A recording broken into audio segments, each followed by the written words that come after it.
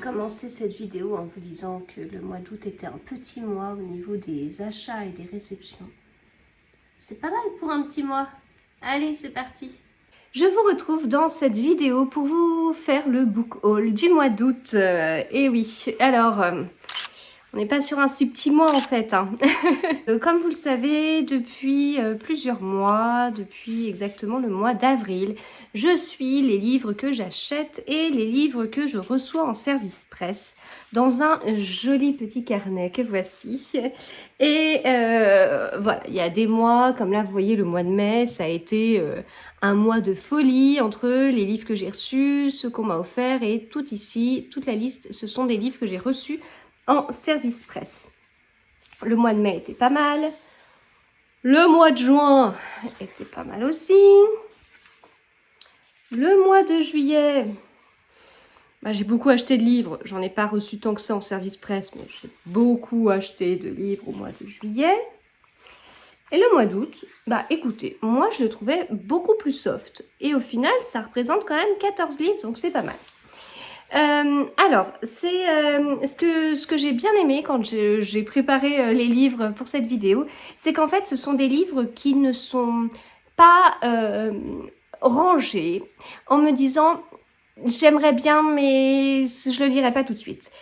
Je trouve que beaucoup de ces livres, alors soit je les ai achetés pour une lecture commune, il y en a un comme ça, soit je les ai achetés et ça me titillait vraiment et j'ai eu envie de les lire et donc de les planifier. Il y en a, dans toute la pile, j'en ai lu qu'un. Hein. Bon, pour expliquer un petit peu, globalement, sur la première quinzaine du mois d'août, mon carnet était vide. Donc c'est vraiment des livres que j'ai plutôt eu fin août et là j'enregistre, on est tout début septembre. Ce que j'ai... Ah non, j'en ai lu 2 en plus. J'en ai lu 2. Ce que j'aime bien aussi, c'est que en fait, la plupart de ces livres sont donc planifiés pour être lus soit sur le mois de septembre, soit sur le mois d'octobre. Et vous allez en retrouver certains qui sont dans le Pumpkin Autumn Challenge. Voilà, donc globalement, je suis assez sereine par rapport à ces livres-là parce que j'ai l'impression que à peine ils sont arrivés dans ma maison que je les aurais déjà lus en fait. Donc ça, c'est plutôt pas mal du tout. Je commence avec un livre qui m'a été offert par Florence de Flow & Books. Il s'agit de Chasseur de tête de Jo Nesbø chez Folio Policier. C'est un polar norvégien et j'ai jamais lu de polar norvégien. Elle le savait, j'avais déjà parlé de cet auteur et tout. Donc voilà, je remercie beaucoup Florence de me l'avoir offert. Ensuite, dans les livres que j'ai achetés ce mois-ci, j'en ai acheté 4. C'est pas mal, hein. J'ai été à peu près sérieuse. Alors, sur ces 4, il y en a un que j'ai acheté dans une librairie pas loin de chez moi, où je ne trouve pas grand-chose pour moi, on va dire. Et en fait, j'ai vraiment trouvé par hasard. À un moment donné, je tourne la tête, je tombe sur ce livre et je dis, je dois le lire en lecture commune dans le mois de septembre, donc je l'ai pris. C'est Surface d'Olivier Norek et c'est une lecture commune organisée par Cécilia de Cécilia Cherry Blossom. Donc si ça vous intéresse d'y participer aussi, n'hésitez pas à la contacter et à lui dire Olivier Norek, j'en ai déjà lu un, comme vous le savez, c'est Entre deux mondes. D'ailleurs, mon mari l'a fini hier soir parce que une fois que je l'ai lu, je dis tiens, tu le lis. Voilà, t'as pas le choix, tu le lis. Je veux avoir ton avis. En plus, je pense que c'est ton style et tout. Donc voilà, on a un peu débriefé à chaud. On en reparlera ce soir à froid. Et j'ai beaucoup aimé... alors, Entre deux mondes, il est dur au niveau du sujet, etc. J'avais peur que ce soit choquant dans la façon de décrire, en fait, dans l'écriture d'Olivier Norek. Et j'avais peur que ce soit choquant, que ce soit sanguinolent, etc. Oui, il y a des choses choquantes, mais c'est pas lié à son écriture, c'est lié à la situation, ce sont des faits, etc. C'est lié à ce qui se passe dans la jungle, ou à ce qui a pu se passer à Calais. Donc voilà, j'ai envie de dire, il n'y est pour rien. Enfin, en tout cas, son écriture, j'ai vraiment, vraiment accroché. Donc j'ai vraiment hâte de lire celui-ci. Ensuite, si vous me connaissez, vous savez que je n'aime pas trop lire des pavés parce que J'aime bien quand l'écriture, ça, globalement, ça va vite, etc., etc. Et les pavés, j'ai toujours un moment où je me dis, ce que vraiment je suis capable de sacrifier je ne sais combien de jours de lecture pour un seul livre, est-ce que ce livre en vaudra la peine, etc. Ce qui est assez rigolo, c'est que mon livre préféré de l'année 2020, c'est Octobre de Soren Sveistrup, que je vous le rappelle à chaque fois. Et en fait, ce livre est un pavé et c'est un thriller et il se lit super bien. Donc comme quoi, voilà, faut pas que je m'écoute, hein. Mais voilà les 3 autres livres que j'ai achetés. Et celui-ci, en fait, est tellement gros qu'il paraît, il permet à ceux-là de paraître très très fin. Mais non, c'est quand même des pavés. Si je vous mets le Olivier Norek juste au-dessus, voilà, ça... ouais. Alors, la Villa aux étoffes. Enfin, la Villa aux étoffes, c'est Sarah de Mrs. Bocchiamond qui m'a fait découvrir la Villa aux étoffes quand elle était en train de lire la série, parce qu'il y avait le 3e et le 4e tome qui ont dû sortir alors qu'elle était lectrice Charleston. Enfin bon, bref, un truc comme ça. Mais en tout cas, elle les a lus, elle a beaucoup aimé et... de ce qu'elle décrivait, ça me tentait plutôt bien. Donc voilà. Alors pour ma part, j'ai pris ce livre aux éditions 10-18. J'aime beaucoup, beaucoup, beaucoup la couverture.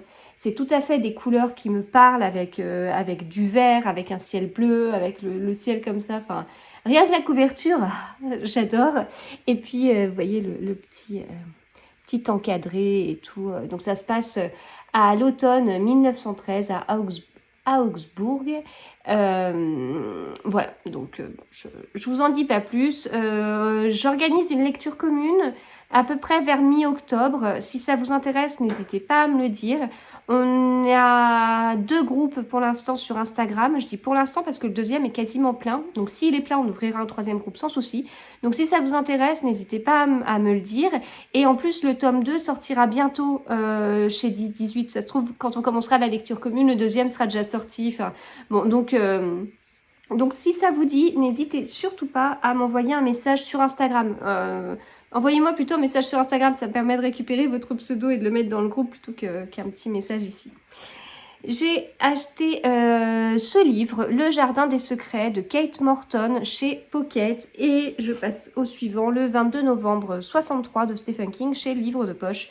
Ce sont 2 livres que j'ai achetés alors qu'on faisait un tour dans les librairies parisiennes avec Estelle de Petite Lectrice et Florence de Flow & Books, donc achat influencé par elles deux.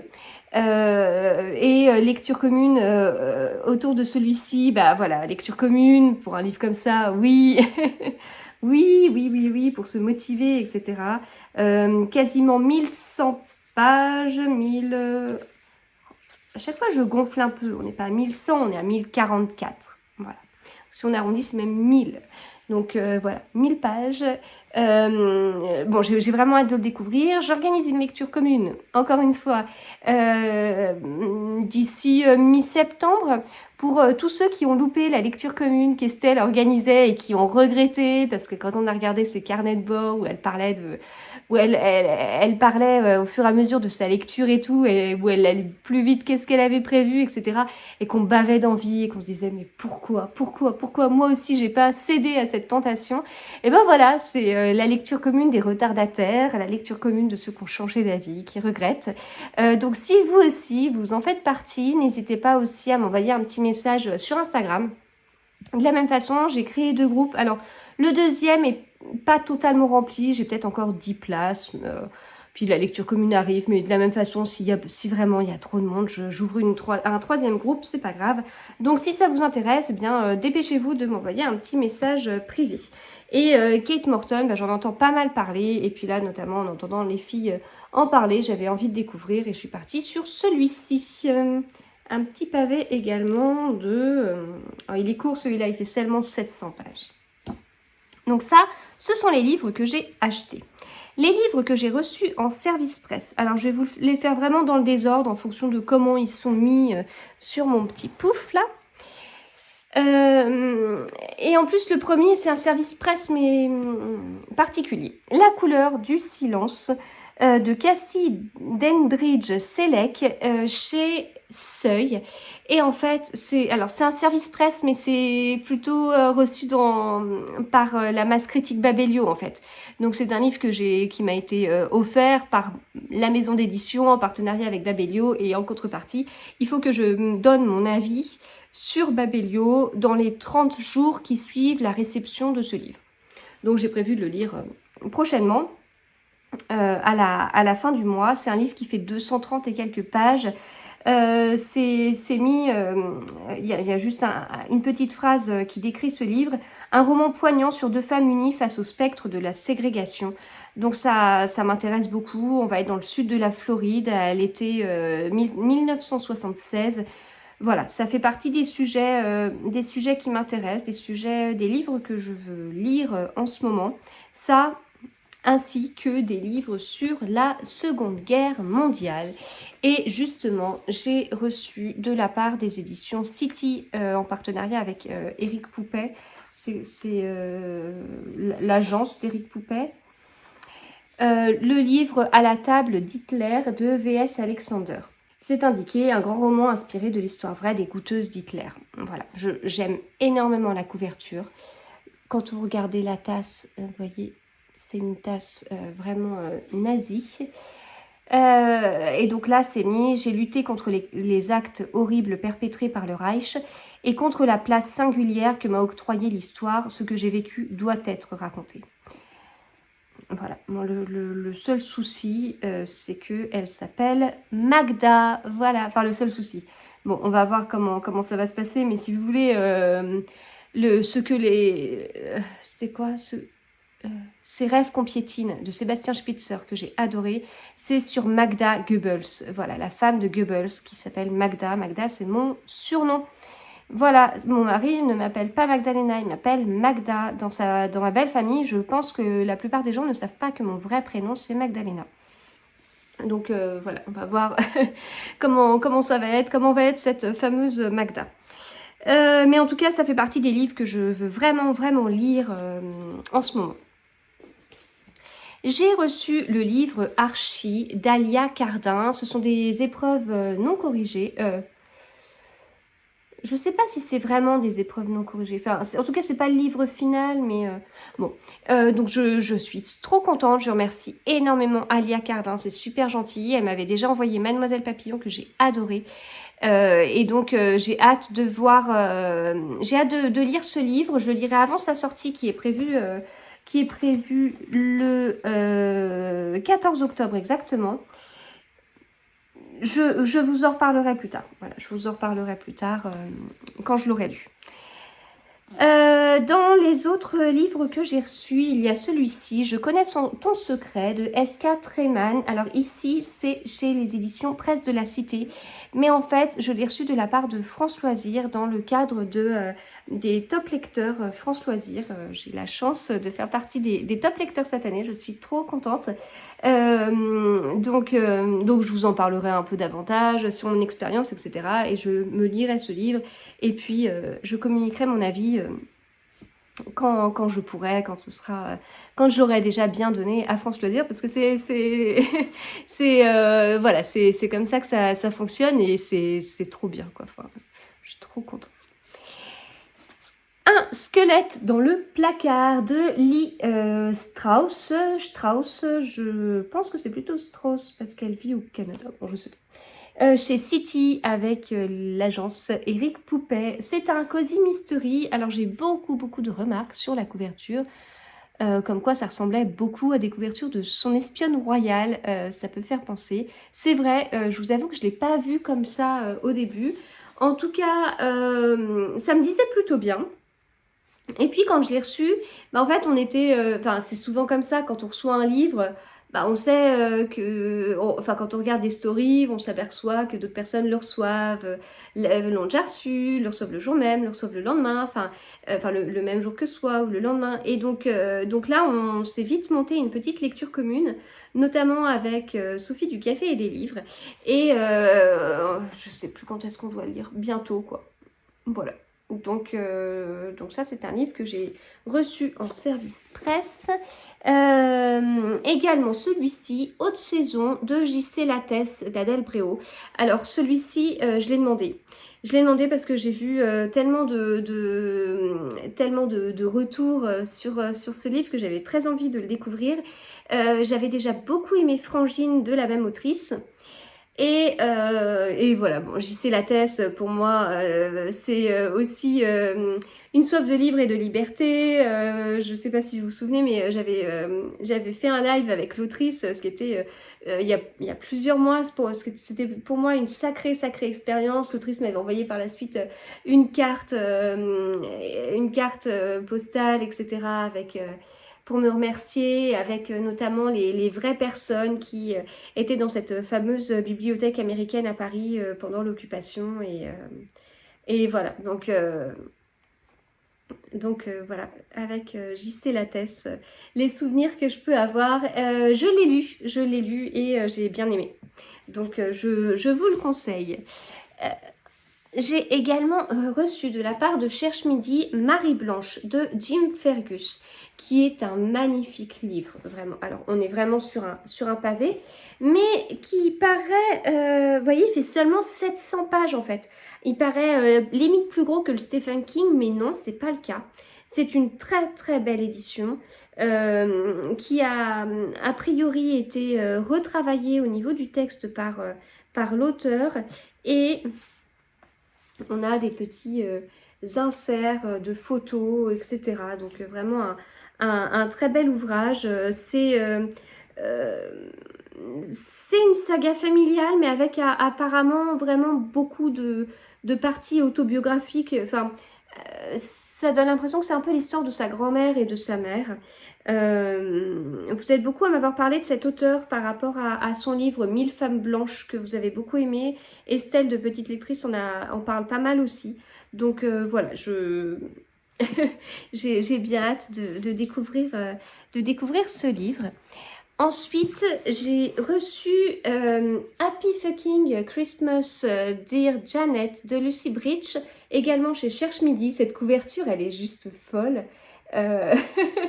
Je sais pas, c'est quand même un pull tricoté sur un chien. Moi qui adore le vert et qui adore le tricot, c'est juste parfait. Il me manquait à la limite une tasse de thé et la couverture est top. Ça a l'air d'être assez rigolo. Et là, c'est mis un roman aussi surprenant qu'irrévérencieux. Préparez-vous à faire le plein d'audace et d'humour noir. Et cet humour noir, j'ai pu m'en apercevoir assez vite dans quelques extraits que Benoît du Cherche Midi partageait. Donc voilà, j'ai prévu de le lire tout début du mois d'octobre, avant sa sortie. C'est un livre qui sort le 7 octobre. Et enfin, je termine par Les Sœurs de Montmort de Jérôme Loubry, que j'ai reçu en service presse et qui est dédicacé chez Calman les filles. Et moi, j'adore Jérôme Loubry. J'adore Jérôme Loubry par rapport à... Bon, je vous l'ai raconté 50 000 fois, je ne vais pas le redire, mais par rapport à la façon dont je l'ai rencontré, la façon dont j'ai découvert ses livres. Ce truc où je suis assez influencée par les réseaux sociaux, je suis assez influencée par les livres mis en avant dans toutes les librairies où on peut aller voir, ou par les top 5 des meilleures ventes ou top 10 des meilleures ventes à la FNAC, etc. Je suis vraiment influencée par tout ça. Et ben là, c'était rien de tout ça. C'est vraiment, j'ai découvert à Saint-Maur-en-Poche. Donc c'était assez chouette, surtout que son premier livre, Les Chiens de Détroit, je l'ai beaucoup aimé, ça a été une belle surprise. Mon préféré jusqu'à présent était le 12e chapitre, son deuxième livre. Les Refuges a eu énormément de succès, a eu beaucoup de prix, mais c'était pas un livre pour moi. De Soleil et de Sang a eu pas mal de succès l'année dernière. Il vient de sortir en poche et avec les actualités, ça prend un certain sens, je trouve. Voilà, ça fait un peu réfléchir. Ça se passe à Haïti avec ce qui s'est passé encore là-bas, voilà. Celui-ci est mon préféré. Jérôme Loubry est très doué dans la manipulation Et je connais quelqu'un d'autre qui était très doué dans la manipulation, c'est Agatha Christie. Moi, c'est quelque chose que j'aime beaucoup en fait. Je passe mon temps à... En fait, si vous voulez, quand je lis un roman policier, le dénouement, forcément, je l'avais deviné, parce que j'imagine tellement toutes les possibilités que le meurtrier, au bout d'un moment, oui, j'ai pensé que ça pouvait être lui, quoi. Voilà, parce que je pense à tout, enfin tout, c'est pas que je pense à tout, mais c'est que je vais réfléchir à chaque cas, à chaque truc, etc. Donc, il y a un moment donné, je réfléchis tellement à toutes les possibilités que, voilà, forcément... Mais Agatha Christie, elle essaye de nous montrer que on a beau croire, penser à toutes les possibilités, c'est pas vrai, on en oublie. Donc elle nous manipule bien comme ça. Et alors là, il va nous manipuler sur autre chose. On n'est pas sur le même style qu'Agatha Christie, parce qu'Agatha Christie va quand même garder certaines règles. Elle va quand même partir en fait presque de défauts de raisonnement de l'être humain. Enfin, c'est assez rigolo, mais tout en gardant quand même à peu près les règles du jeu. Alors après, quand le lecteur est manipulé, il y a les lecteurs qui aiment bien parce qu'ils sont surpris et tout, donc ça, moi, j'en fais partie. Et il y a les lecteurs qui aiment pas, qui trouvent qu'on leur a menti, que derrière, c'était pas le deal, etc. Voilà. Donc moi, je suis plutôt quelqu'un qui aime être surpris dans les romans policiers. Donc là, j'ai beaucoup aimé, j'ai été surprise, mais à un autre niveau. On n'est pas du tout sur Agatha Christie. Donc je vous le conseille si vous ne l'avez pas encore lu. Il est déjà sorti, il est sorti le dernier mercredi du mois d'août, si je ne me trompe pas. Voilà, j'ai terminé. J'espère que ce book haul vous aura plu. Donc moi, plutôt soft. Et en plus de ça, vous voyez, ils vont pas dormir longtemps dans ma pile de livres à lire. Donc on est pas mal.